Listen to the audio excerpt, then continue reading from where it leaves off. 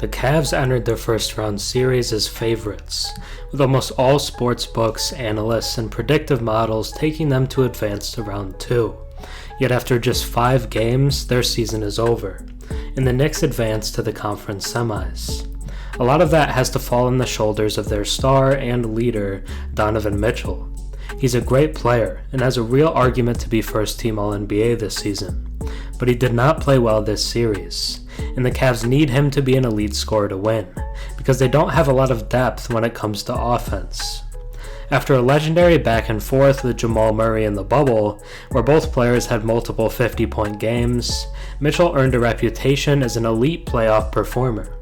But at least over the past couple seasons, that just hasn't held true. He's been sent home by Jalen Brunson in back-to-back years, and Mitchell's shooting inefficiency sank his team in both series. He's shown the ability to light it up in the playoffs before, but he let his team down in this series. Now let's take a deeper look into Mitchell's playoff struggles. Before we get into the underwhelming postseason play of Cavs star Donovan Mitchell, if you enjoy my content and watch a few videos of mine, think about subscribing. 96% of my viewers are actually not subscribed, so if you watch me before and enjoy the content, drop a sub and comment down below. It really helps the channel. Before we get into the last 2 postseasons, I think it's important to acknowledge the 2020 playoffs, as Donovan Mitchell showed the ability to be an all-time talent in the playoffs. While that hasn't stayed true, he was absolutely unreal in that postseason. He opened up that first round series with one of the best playoff games we've ever seen. In Game 1, Mitchell dropped 57 points, which is the 3rd highest total in NBA playoff history. He also dropped 51 in Game 4, and in the 7-game series, he had 5 games with 30 or more points. I think it's important to recognize how good he was there in order to realize how rough it's been for the past 2 years. Let's start with the 2022 playoffs. This was a first-round series between the Utah Jazz and the Dallas Mavericks. It was a series that featured an early injury to Luka Doncic, and with the Mavs superstar being out, it should have been an easy series win for the Jazz. Yet it wasn't. It was a series that saw the emergence of Jalen Brunson, mainly because of how bad Mitchell was defensively. The Mavs were targeting him all the time throughout the series, and abusing him in one-on-one scenarios. And this increased workload defensively, where he struggled, also bled into his offense, which also faltered. For the series, Mitchell averaged 26 points, 6 rebounds, and 4 assists, which on the surface doesn't sound all that bad. But then you look at the efficiency.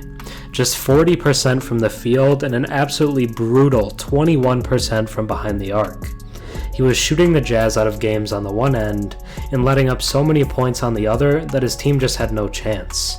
It was a really rough series from him, which rightfully led to a lot of criticism. But after reports came out of him potentially being dealt by the team, the noise about his playoff performance quieted down, and eventually he was dealt to the Cleveland Cavaliers to pair up in the backcourt with young all-star Darius Garland. And at least in the regular season, everything went great. He finished the season averaging 28 points per game, which was a career high, and shot 48% from the field and 39% from 3, both also career highs. He was named an All-Star starter and will make either first or second team All-NBA. He also had the highlight game of his career, scoring 71 points in a game against the Bulls in January. All in all, this was the best season of the 26-year-old's career. He was dominant, and for the first time in a while, it looked as if he was trying on defense. But it wasn't all individual success, the team did great as well, finishing with the 4th seed in the East and earning home court advantage in the first round of the playoffs, in what would be the team's first time making the playoffs without LeBron James since the 90s.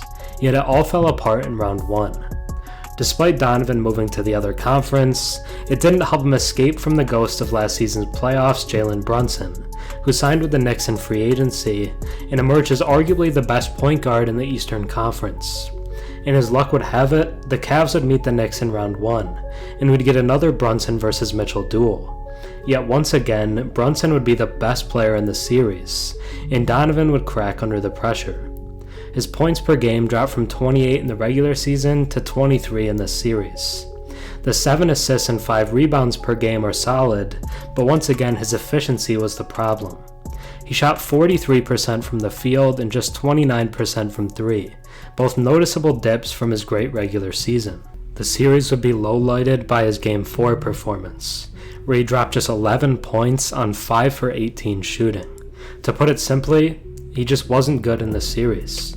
Sure, the Knicks have some great defenders, but he just has to be better for the Cavs to succeed.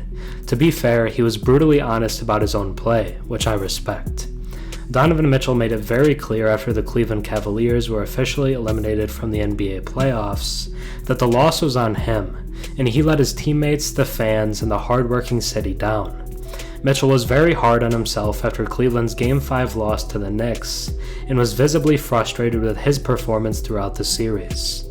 He was quoted after the game as saying this, "I don't feel like I was the person I needed to be for this group. That's what's going to keep me up at night. I've got to be better. My teammates hate when I say that, but I got to be better for my guys." And he's right. When his team needed him the most, he just didn't play up to his standard, and it's happened 2 years in a row now. He needs to be better, but his willingness to admit that is a good step. He's going to be extra motivated next season, and he's one of those guys who will take things personally and work super hard. So in the 2024 playoffs, I expect the best Donovan we've ever seen, and we could be looking at another first-team All-NBA season next year. He's an extremely talented player, just needs to step up in the playoffs, but I believe he can do that. Thanks for watching. I'm Herm. Have a good one.